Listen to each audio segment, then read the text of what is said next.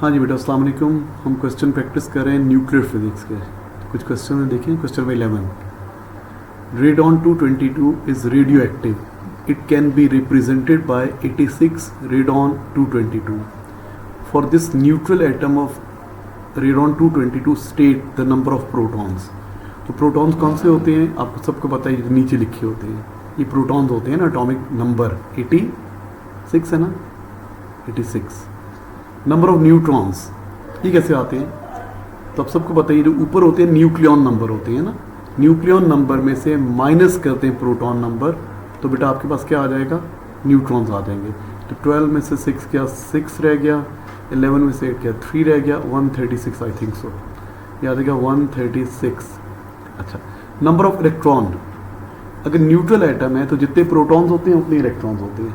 तो प्रोटॉन्स कितने हैं 86, तो इलेक्ट्रॉन भी कितने होंगे 86।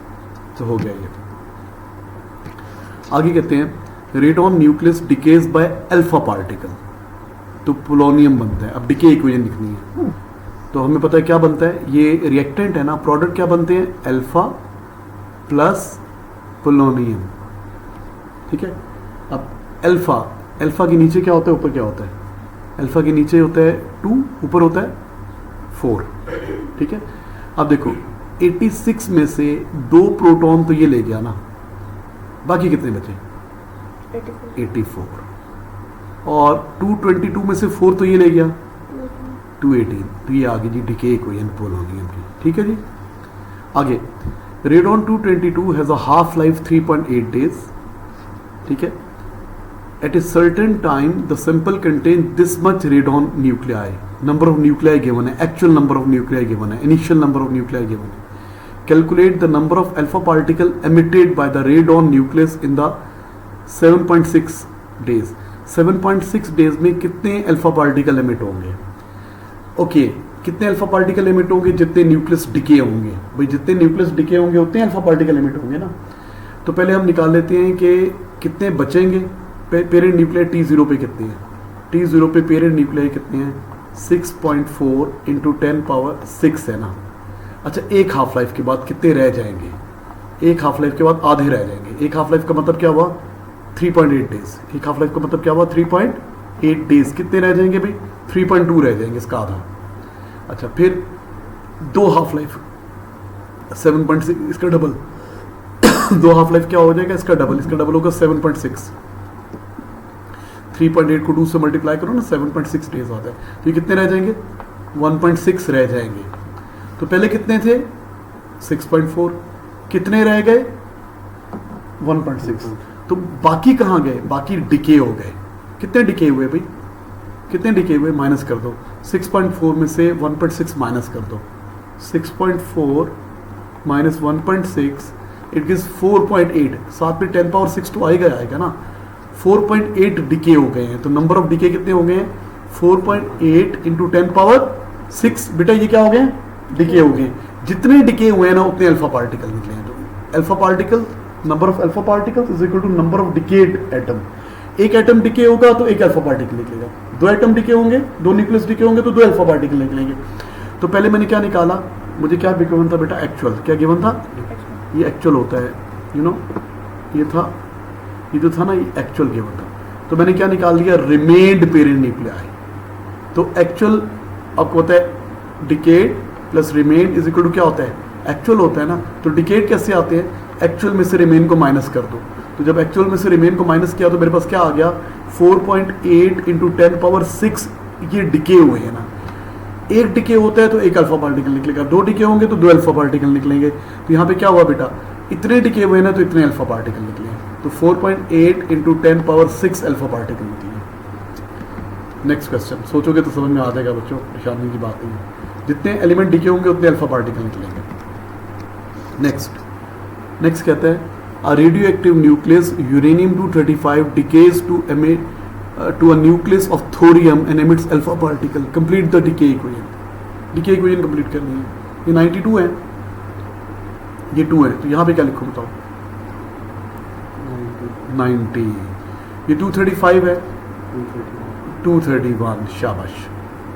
State what is meant by nuclear fission. Nuclear fission क्या होता है, breaking of a heavy nucleus.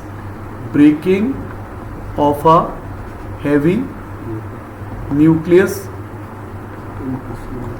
Into two एक और बात भी करनी है, two smaller same size nuclei, approximately same sized nuclei. अच्छा आगे कहते हैं suggest why a nuclear reactor is surrounded by thick concrete wall. Nuclear reactor में थिक कंक्रीट वॉल्स क्यों होते हैं? हमें पता है न्यूक्लियर रिएक्टर में क्या होता है, फिजन रिएक्शन होता है ना, साथ में बहुत सारी गैमा रेज निकलती हैं। जो गैमा रेज होती हैं ना वो हमारे लिए डेंजरस हैं, तो हम कहेंगे कि वो जो गैमा रेज निकलती हैं वो अंदर ही एब्जॉर्ब हो जाए, हम तक ना पहुंचे, इसलिए उसकी क्या होती है, थिक कंक्रीट वॉल होती है, ताकि अंदर जो रेडिएशन निकल रही हैं, एक तो फिजन में भी रेडिएशन निकलती है ना, इसके जो प्रोडक्ट बनते हैं ना, ब्रेकिंग हैवी न्यूक्लियस, जो छोटे न्यूक्लियाई बन जाता है, जैसे यूरेनियम, बेरियम और क्रिप्टॉन बनता है, तो उससे भी वो भी रेडियो एक्टिव होती है। वो जो इसके जो प्रोडक्ट्स होते हैं ना न्यूक्लियर रिएक्टर में, जो प्रोडक्ट्स बनते हैं बेरियम, क्रिप्टॉन, वो भी क्या होते हैं, रेडियो एक्टिव होती हैं, वो भी रेडिएशन एमिट करती हैं, ताकि रेडिएशन हम तक ना पहुंचे, वो न्यूक्लियर रिएक्टर में ही एब्जॉर्ब हो जाए, इसलिए उसकी थिक कंक्रीट वॉल बनाई जाती है। State one environmental advantage and one environmental disadvantage और using fission reactor to generate electricity. अच्छा, अभी इसका एक एडवांटेज बता दो, एक डिसएडवांटेज बता दो।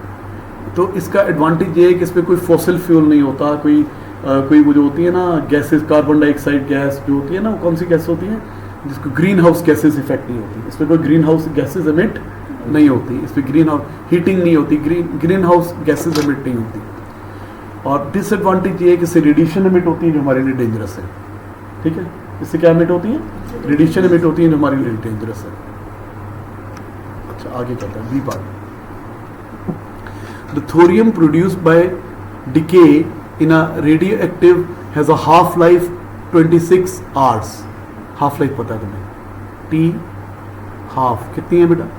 26 hours. A certain time, the pure isotope initially contains this much nuclei. Actual number of nuclei कितने हैं? 4.8 into 10 power 9.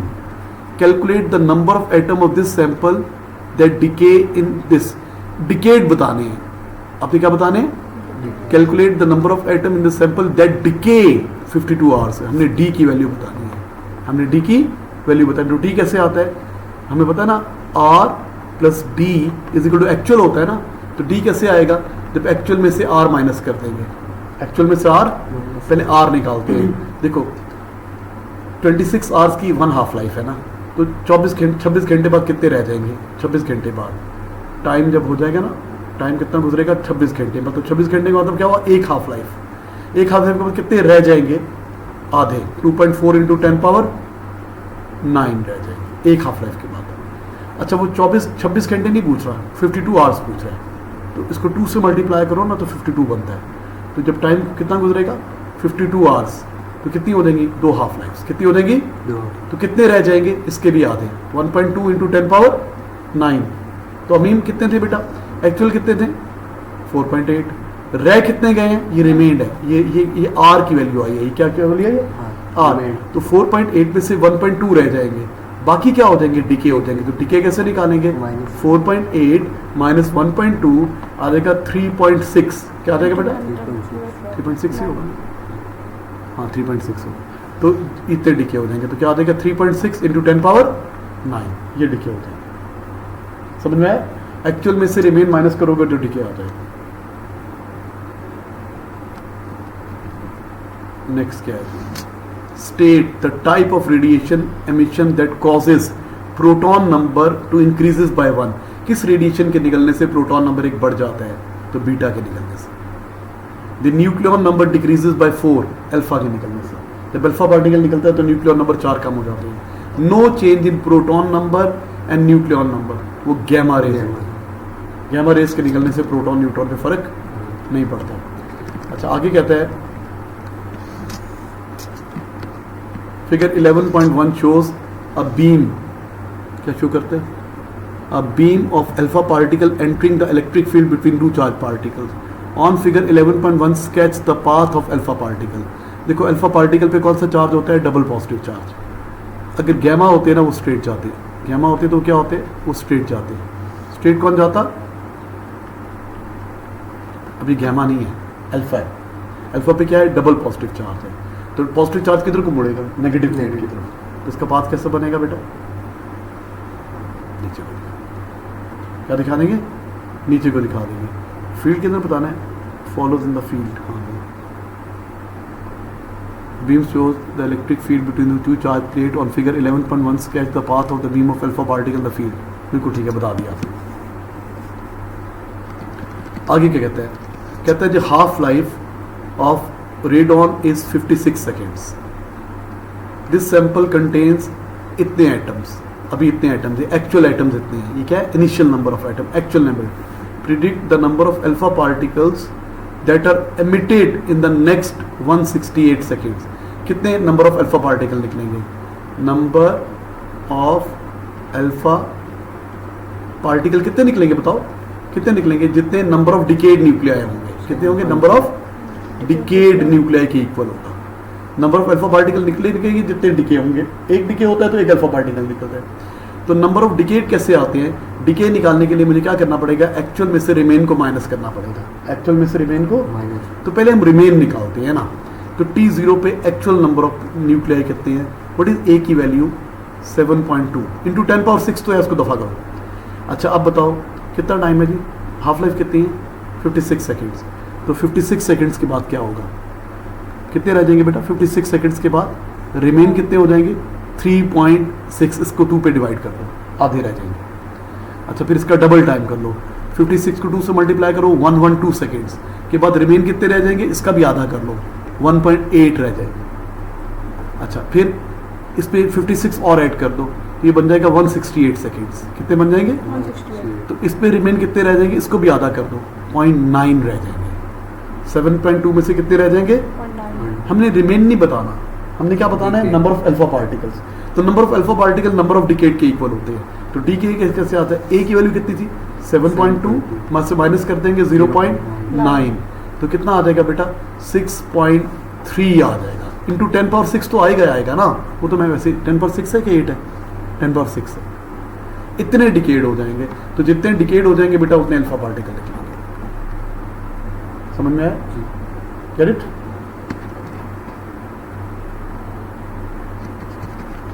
नेक्स्ट कहते हैं जनाब, a radioactive isotope contain carbon 14 that emits beta particle as shown। Carbon 14 से beta particle निकलते हैं। The carbon 14 produces isotope of nitrogen, state the nature of beta particle. क्या होते हैं beta particle, fast moving electron emitted from a nucleus. क्या होते हैं, fast moving electron, अब लिख लेंगे fast moving electron emitted from the nucleus. अच्छा अब इक्वेशन कंप्लीट करनी है, तो 6C14 है इसकी इक्वेशन। तो पहले बीटा का सिंबल डालो, बीटा के नीचे क्या आता है -1, ऊपर क्या आता है 0। ठीक है जी। अब आपको बताया न्यूक्लियन नंबर बीटा के निकलने से चेंज नहीं होता। यहाँ 14 है ना, यहाँ भी कितने होंगे 14 रह जाएंगे, यहाँ भी कितने होंगे 14। अच्छा एक यहाँ पे 6 प्रोटॉन थे ना, 7। हाँ एक प्रोटॉन बढ़ जाता है, यहाँ पे क्या लिखेंगे 7, इस तरह। ठीक है। The half life of carbon 14 is this much time. State what is meant by term half life. What is half life? Time required to decay half of the parent nuclei into daughter nuclei. तो definition आप लिख लेंगे खुद से। A workman operates a machine that uses beta particle to determine the level of liquid in a plastic water bottle that is being filled. असल में पता क्या होता है, ये बेल्ट चल रही होती है, यहाँ पे बॉटल आ रही है जो कि पानी से पूरी भरी हुई है। इसके एक तरफ होता है रेडिएक्टिव सोर्स, एक तरफ होता है डिटेक्टर। एक तरफ क्या होता है, तो यहाँ से बीटा रेडिएशन गुजर के पानी की बोतल से डिटेक्टर तक आती है। अगर ये खाली होगा तो ज़्यादा बीटा पार्टिकल्स आ जाएंगे ना, अगर ये भरा होगा तो कम आएंगे। तो अगर यहाँ पे डिटेक्टर पे रीडिंग ज़्यादा आती है ना, बोतल के गुजरने से रीडिंग ज़्यादा आ रही है, इसका मतलब बोतल खाली है। अगर बोतल के गुजरने से रीडिंग कम आ रही है ना, कम क्यों आएगी भाई, अगर लिक्विड होगा तो बीटा पार्टिकल को अब्जॉर्ब कर लेगा ना, तो रीडिंग कम आएगी। तो इस तरह पता चलता है। अच्छा वर्कमैन ऑपरेट्स, क्या लिखा हुआ है, अ workman operates a machine that uses beta particle to determine the level of liquid in a plastic water bottle that is being filled. Suggest why alpha particle are not suitable। क्योंकि alpha particle की range भी कम होती है और वो absorb हो जाएंगे, वो पहुंचेंगे नहीं डिटेक्टर तक। वो खाली बोतल में भी गत्ते में से क्रॉस ही नहीं करेंगे, उनकी एब्जॉर्प्शन कम होती है, वो बीच में एब्जॉर्ब हो जाएंगे। गैमा रेस को क्यों सूटेबल नहीं है? आप बोलेंगे गैमा रेस की बहुत ज़्यादा पेनिट्रेशन होती है, उनको कोई फ़र्क ही नहीं पड़ेगा कि पानी की बोतल भरी हुई है या खाली है, वो सारे के सारे पास हो जाएंगे, भरे हुए पानी से भी गुजर जाएंगे, कम लिक्विड में से भी गुजर जाएंगे, तो उनको कोई फ़र्क नहीं पड़ेगा, इसलिए गैमा यूज़ नहीं करेंगे। नेक्स्ट बेटा, नेक्स्ट क्वेश्चन देखिए। The radio active isotope bismuth 210 decays by beta particle emission on the to an isotope of plutonium complete the nuclear equation complete करनी है। अब बताओ यहाँ पे क्या लिखूँ बीटा में, नीचे क्या लिखूँ, ऊपर 0। अच्छा ये 210 है ना, यहाँ पे क्या लिखूंगा 210 ही रहेगा, और यहाँ पे क्या लिखूंगा, ये वही बात, शाबाश। अच्छा आगे कहते हैं the radiation detector is placed on a bench in a lab where there is no artificial sources. Artificial sources कोई भी नहीं पड़े हुए, तो जब कोई सोर्स नहीं पड़ा हुआ, जो रीडिंग आती है क्या बोलते हैं उसको, बैकग्राउंड काउंटेड। क्या बोलते हैं इनको, इन 1 minute period the detector displace this reading. 1 minute में इतना काउंट्स आया, फिर इतना काउंट्स आया, फिर इतना काउंट्स आया, ये बैकग्राउंड काउंटेड है, ठीक है, इतना काउंट है। Explain why in the absence of artificial source there are readings on the detector, suggest one reason. तो आप बोलेंगे this is what, background counted, background radiation background counted है, और इसका सोर्स क्या है, कॉस्मिक रेज होती है और अर्थ क्रस्ट होता है, cosmic rays, earth crust, rocks हो सकती हैं, क्रस्ट RUST, रॉक्स हो सकती है, रेडॉन गैस इन एयर हो सकती है। कहते रीडिंग सेम क्यों नहीं है, कभी ज्यादा कभी कम क्यों हो रही है, क्यों फ्लक्चुएट करती है, क्योंकि radioactivity is a random phenomena, all nuclei have same probability, radioactivity is a random phenomena, ये बता देंगे, radioactivity random phenomena.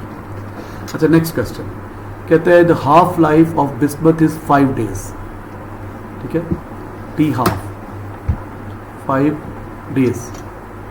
The sample of bismuth is brought closer to the detector in 1 minute। The reading displays is 487 reading आ रही है। The equipment is left in same place for 10 days। 10 days के बाद क्या reading आएगी, predict the reading in 1 minute period at the end of the time। 10 minute के बाद क्या रीडिंग आएगी, बिस्मथ की हाफ लाइफ कितनी है, 5 days। कितनी हाफ लाइफ है, 5 days। अच्छा आपको बैकग्राउंड कॉन्क्रीट दिया हुआ है ना, तो पहले तो एवरेज बैकग्राउंड कॉन्क्रीट निकालो ना, इन सबको प्लस करो और इसको डिवाइड कर दो, 1 2 3 4 5 6 7, इनको 7 पे डिवाइड करो, सबको प्लस करो प्लस 24 प्लस 22 प्लस 25, एक और 25 प्लस 21 प्लस 20, सब कुछ कर दिया, तो इनकी एवरेज कितनी आ रही है 23। ये एवरेज बैकग्राउंड कॉन्क्रीट आ रहा है। अब बेटा बात ये है कि ये जो रीडिंग है ना, ये दोनों की है, सोर्स प्लस बैकग्राउंड। ये किसकी है, सोर्स प्लस बैकग्राउंड। हमें खाली सोर्स की चाहिए, क्योंकि सोर्स के ऊपर फॉर्मूला लगता है, वो जो रिमेन ओवर एक्चुअल 1/2 सोर्स। तो पहले इससे फिर सोर्स की इसको करेक्टेड काउंटेड कैसे निकालेंगे, इसमें से माइनस कर देंगे, बिल्कुल ठीक है, 487 में से माइनस कर दें 23, क्या आंसर आता है 464। ये जो है सोर्स का काउंट है। अच्छा अब 5 दिनों बाद कितना रह जाएगा, अभी इतना है ना सोर्स का काउंट है, तो 5 दिनों बाद कितना रह जाएगा, आधा हो जाएगा, 2 पे डिवाइड करो, कितना रहेगा 5 दिनों बाद। अच्छा 10 दिनों बाद कितना रह जाएगा, इसको फिर दोबारा डिवाइड कर दो, 116। अच्छा ये तो सोर्स का है ना, अब जो डिटेक्टर की रीडिंग आएगी ना वो दोनों की आएगी, मतलब source plus background, source plus.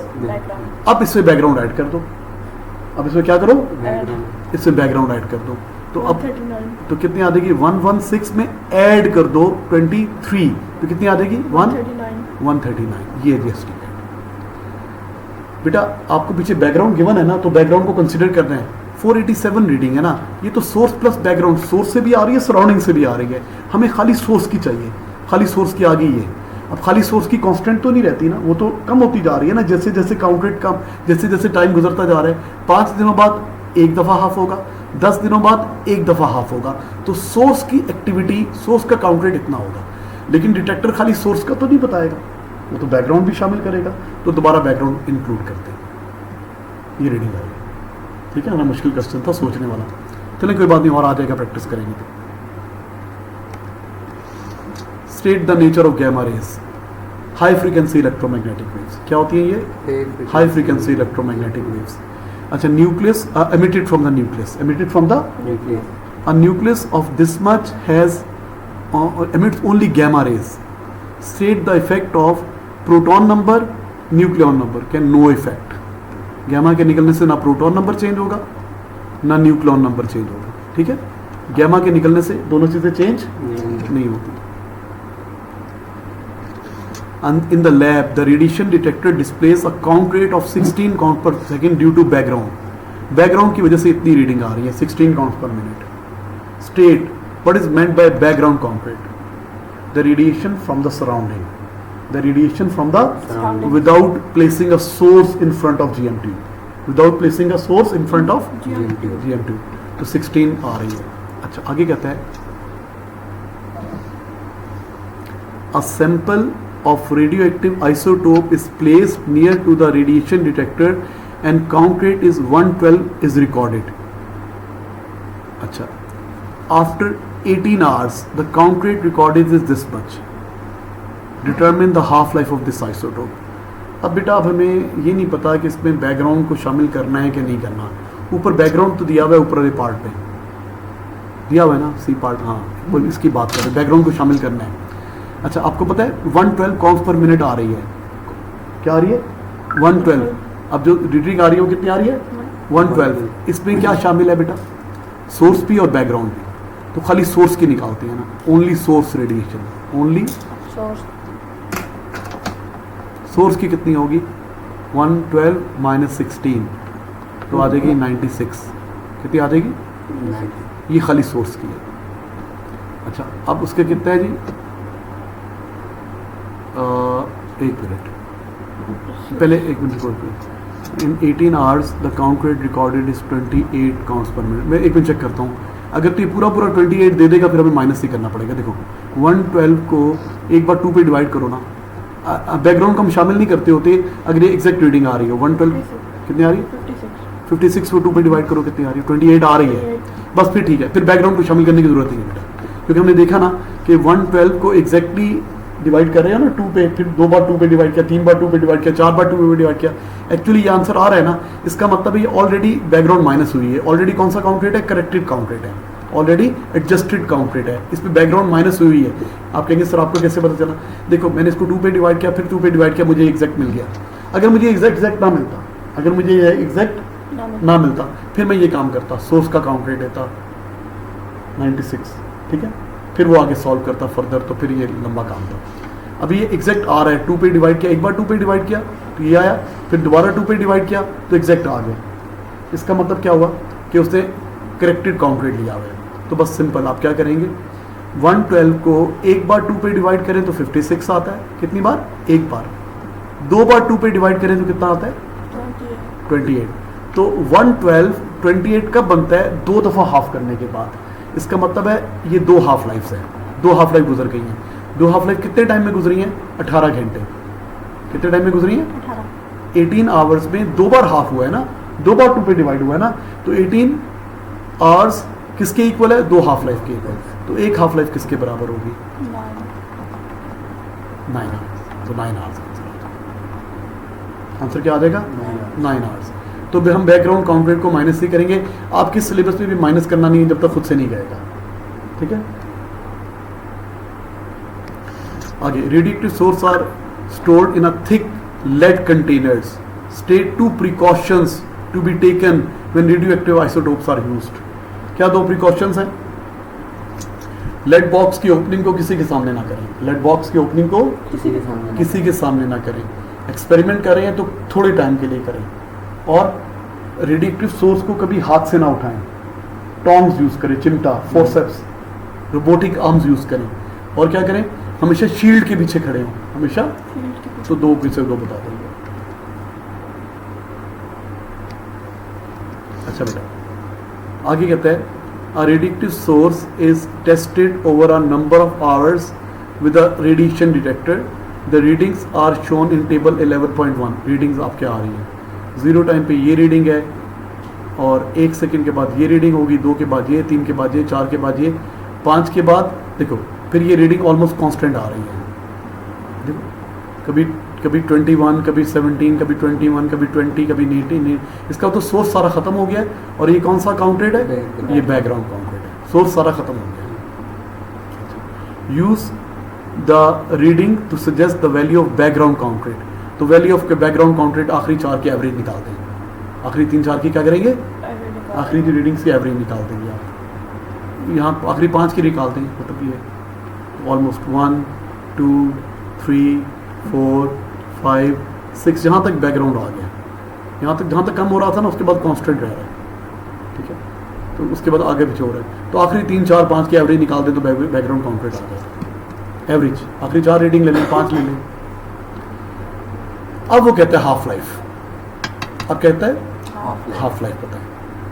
अच्छा बेटा, अब हम एवरेज बैकग्राउंड निकाल लेते हैं, बैकग्राउंड काउंटेड निकाल लेते हैं। कितना होगा एवरेज बैकग्राउंड काउंटेड? 19, 20, 18, ऑलमोस्ट कितना होगा? 20 के आसपास है ना। देखो ना, कभी 19 हो रहा है, कभी 20 हो रहा है, कभी 18 हो रहा है। तो आपकी एवरेज कितनी आ जाएगी? एवरेज कितनी आ जाएगी? ऑलमोस्ट 20 काउंट्स पर सेकेंड आ जाएगी। अच्छा, अब ये जो काउंट रेट है, अब तो ये पता है हमें इससे बैकग्राउंड शामिल है। अब बैकग्राउंड माइनस करना पड़ेगा, इसमें बैकग्राउंड शामिल। इससे बैकग्राउंड माइनस करें तो कितनी आ गई? 304। कितनी आ गई? 304। हर एक से बैकग्राउंड माइनस कर दे। इससे 20 माइनस कर दे तो कितनी आ गई? 76। इससे 20 माइनस करें तो कितनी आ गई? 19। इससे 20 माइनस करें तो कितनी आ गई? 3। ठीक है, इससे 20 माइनस करें तो कितनी आ गई? 1। ठीक है, अब हम देखते हैं कि ये ऑलमोस्ट हाफ कितना होता है। देखो 304 को 2 पे डिवाइड करो, एक हाफ लाइफ के बाद कितना रह जाएगा?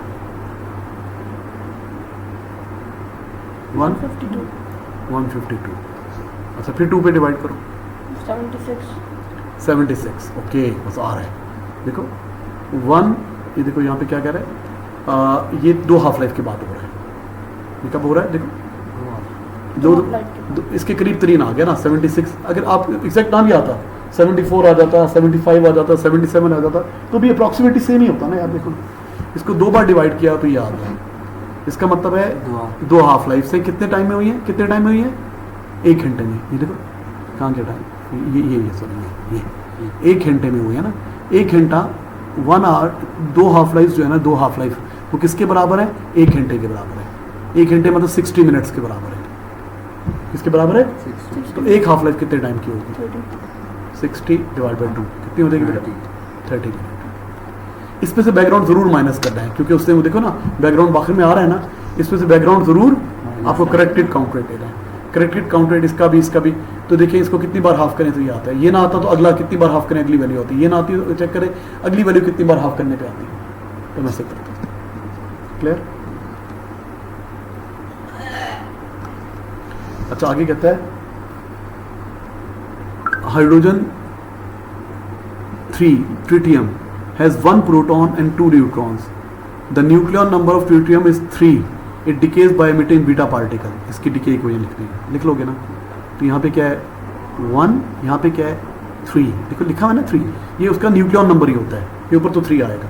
बीटा पार्टिकल क्या है? -1, 0। यहाँ पे क्या आ जाएगा? एक बढ़ जाएगा ना, 2 हो जाएंगे और ऊपर तो 3 ही रहेंगे। तो X बेसिकली हीलियम बन जाएगा ना, जिसमें 2 प्रोटॉन्स होते हैं वो हीलियम होता है। तो आपको डिके इक्वेशन तो लिखनी आती है। अभी गोल्ड न्यूक्लियस से पाथ ऑफ अल्फा पार्टिकल बताते हैं। देखो ये जो अल्फा पार्टिकल है ना, ये तो बहुत दूर से गुजरा है ना। ये कौन सा वाला? ये वाला अल्फा पार्टिकल। ये इसकी बहुत कम बेंडिंग दिखा दें, या बेशक ना दिखाएं इनकी बेंडिंग, तो स्ट्रेट भी दिखा सकते हैं या बहुत ही कम बेंडिंग दिखा दें इसकी। ठीक है, ये जो है न्यूक्लियस के बहुत पास से गुजरा है ना, इसकी ज़्यादा बेंडिंग दिखा दें। इसकी क्या दिखा देंगे? ज़्यादा बेंडिंग। और ये तो बिल्कुल हेड ऑन आ रहा है ना, इसको दिखा दें बाउंस बैक करके। इसको दिखा दें क्या करके? बाउंस बैक करके। ये लाइनें क्या है? Path of alpha particle. ये लाइनें क्या है? Path of alpha particle. जितना अल्फा पार्टिकल गोल्ड न्यूक्लियस के पास से गुजरेगा उतना ज़्यादा मुड़ेगा, जितना दूर से गुजरेगा उतना कम मुड़ेगा। तो पाथ बनाने से बना दिया। ये भी वही है, यहाँ भी पाथ बनाने हैं। तो ये देखो ये वाला अल्फा पार्टिकल जो दरमियान से गुजर रहा है ना, उसको दोनों रिपेल कर रहे हैं तो बिल्कुल स्ट्रेट जाएगा। ये वाला भी रिपेल करेगा, ये वाला भी। गोल्ड न्यूक्लियस पे पॉजिटिव चार्ज है ना, अल्फा पार्टिकल भी पॉजिटिव चार्ज है ना, ये तब रिपेल करेंगे। और ये क्या करेगा, बाउंस बैक। ये तो बाउंस बैक बिल्कुल सामने आ रहे बाउंस बैक कर जाएगा। स्ट्रेट भी लेके जा सकते हो, थोड़ा नीचे ऊपर भी दिखा सकते हो। और ये क्या करेगा, मुड़ेगा किधर, नीचे को कि ऊपर को, नीचे नीचे को मुड़ेगा। ये नीचे को मुड़ेगा, यहीं से मुड़ना था, ये सही तरह बन नहीं रही, आप सही ड्रॉ कीजिए। कुछ थोड़ा तो समझ में आया आपको ये? अभी 2 लेक्चर और देखोगे तो समझ में आ जाएगा। अच्छा, figure 11.12 shows a geologist holding a radiation detector near to a rock. ये रेडिएशन डिटेक्टर रॉक के पास है। She holds the detector in a fixed position and records the reading shown, और रीडिंग रिकॉर्ड कर रही है। टाइम मिनट्स में है, 0, 1, 2, 3, 4, 5। Detector readings बेटा 16, 14, 17, 13, 17, 15 चेंज हो रही है क्योंकि radioactivity is a random phenomena. Explain the changes in detector reading, तो आप ये लिखेंगे रीडिंग क्या है, फ्लक्चुएट हो रही है ना, it is a random phenomena, it is a radioactivity is a random phenomena. आगे कहते हैं a technician is handling a solid radioactive sample that emits alpha particle and beta particle. The technician wears thick rubber gloves. Explain why this may provide some protection from radiation but not sufficient protection. Thick glove पहने में वो क्या करेंगे, alpha को तो absorb कर लेंगे, उसके पास अल्फा और वो बीटा भी एमिट करता है, बीटा कंप्लीटली एब्जॉर्ब नहीं होंगे तो उस तक पहुंच जाएंगे, तो इसलिए पार्शियल प्रोटेक्शन हो रही है। अल्फा एब्जॉर्ब हो रहे हैं, स्लो बीटा पार्टिकल भी एब्जॉर्ब हो जाएंगे लेकिन बाकी एब्जॉर्ब नहीं होंगे। अच्छा, आगे कहते हैं next question number 11। Figure 11.1 shows the equipment that is used to investigate the effect of magnetic field on the path of beam of gamma rays. The path of beam of ये gamma rays हैं बेटा जो निकल रही हैं, thick lead plates हैं, ये beam of gamma rays है और gamma detector है। A radioactive source emits gamma rays. The gamma rays pass through small holes in the thick lead plates. Then the gamma rays pass through the shaded region into the detector. Shaded region से गुजरते हैं और detector भी जाती हैं, ठीक है। Gamma ने तो स्ट्रेट ही जाना है, शेडेड रीजन में चाहे इलेक्ट्रिक फील्ड अप्लाई करते हैं चाहे मैग्नेटिक फील्ड अप्लाई करते हैं, उन्होंने स्ट्रेट ही जाना है। Suggest the purpose of 2 lead plates. ये 2 लेड प्लेट्स का पर्पस क्या है, इनका पर्पस ये है कि आपको शार्प बीम मिल जाए, इनको क्या मिल जाए, और इस साइड वाली रेडिएशन एब्जॉर्ब हो जाए, जिस साइड पे फैल के जा रही है ना रेडिएशन वो एब्जॉर्ब हो जाए। आप यहाँ पे कहीं पे खड़े होंगे ना तो आप तक ना पहुँचे, ये जो स्कैटर्ड गैमा रेज उनको एब्जॉर्ब कर ले और आपको जो सामने सुराख से गुजर के जाए ना वो स्ट्रेट जाए, वो क्या जाए, शार्प बीम ऑफ रेन हो जाए। कहता है अब magnetic field is applied into the page, magnetic field is applied into the page shaded region में। State and explain what happens to the reading on the detector.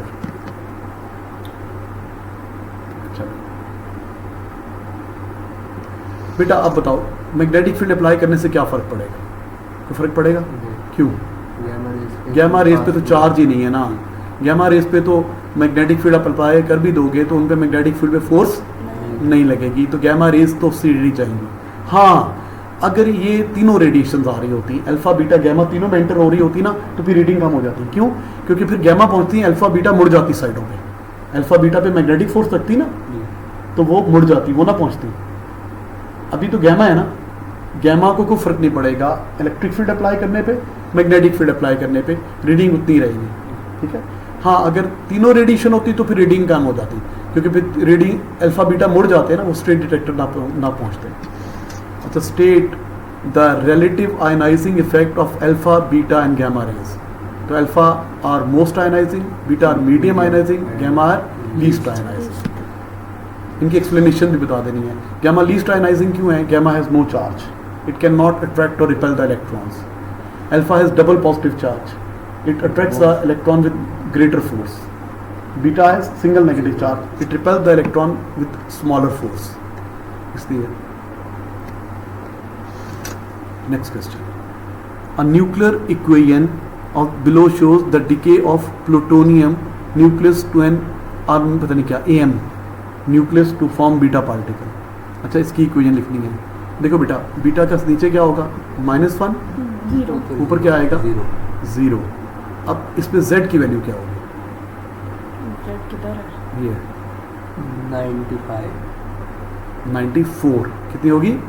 90 क्योंकि beta निकलने से एक बढ़ जाता है ना, ये 95 है ना, ये बढ़ क्या है तो ये कम होगा ना यार।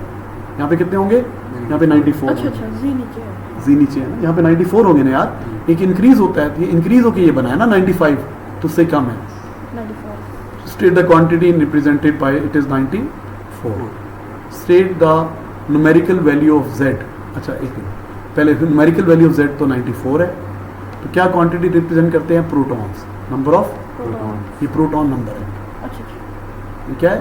प्रोटॉन। जी क्या रिप्रेजेंट करता है? Proton, number of proton represent करता है। आगे कहता है M decays by the emission of alpha particle.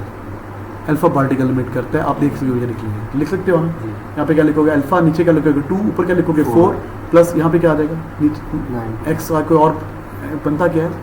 NP, यहाँ पे एनपी लिखो, नो प्रॉब्लम, नो प्रॉब्लम, ये लिखो। और नीचे क्या लिखोगे? ऊपर क्या लिखोगे? 94 नीचे बेटा 95 में से 2 गया 93 93, और ऊपर 241 में से 4 गया 237, 237। तो मैं कैलकुलेटर यूज कर रहा हूँ उल्लू। The half life is 470 years. This contains this much atom, ये actual number of parent nuclei है। आफ्टर सम टाइम्स इतने डिके हो गए, इतने डिके हो गए। वो कह रहा है कि टाइम बताओ, कैलकुलेट द टाइम रिक्वायर्ड। अब ये अलग चीज पूछ रहा है, सुनो बेटा। तो इतने एक्चुअल थे, एक्चुअल की वैल्यू गिवन है, डिकेड की वैल्यू गिवन है। किसकी वैल्यू गिवन है? तो हमें रिमेन चाहिए, पहले रिमेन निकालो। रिमेन कैसे आता है? एक्चुअल में से डिकेड माइनस कर दो। एक्चुअल कितने थे? 8, डिके कितने हैं? 6, तो रह कितने गए? 2। तो रिमेन की वैल्यू है 2 × 10 पावर 14, तो आएगा ही ना यार, मैं ना भी लिखो तो। अब देखो 8 4 कितनी दफ़ा हाफ करने के बाद बनेगा? 8 को एक बार हाफ करें तो 4 आता है, 2 बार हाफ करें तो 2 आता है।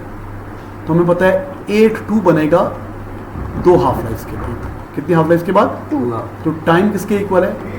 2 हाफ लाइफ, 2 हाफ लाइफ। एक हाफ लाइफ कितनी है? 5700 नहीं, 57 नहीं है, कितनी थी? सॉरी कुछ 470 सॉरी 470 मल्टीप्लाई बाय 2 कर देंगे तो ये देगा 940 years। क्या आंसर आ जाएगा? 940। Is it clear? बेटा हर क्वेश्चन में आपको पता क्या चाहिए होता है? रिमेन और एक्चुअल चाहिए होता है। हर क्वेश्चन में क्या चाहिए होता है? Remain actual. तो अगर आपको डिके होगा तो आप रिमेन एक्चुअल निकाल देंगे। ठीक है मेरा बेटा, तो काफ़ी है बेटा, थैंक यू।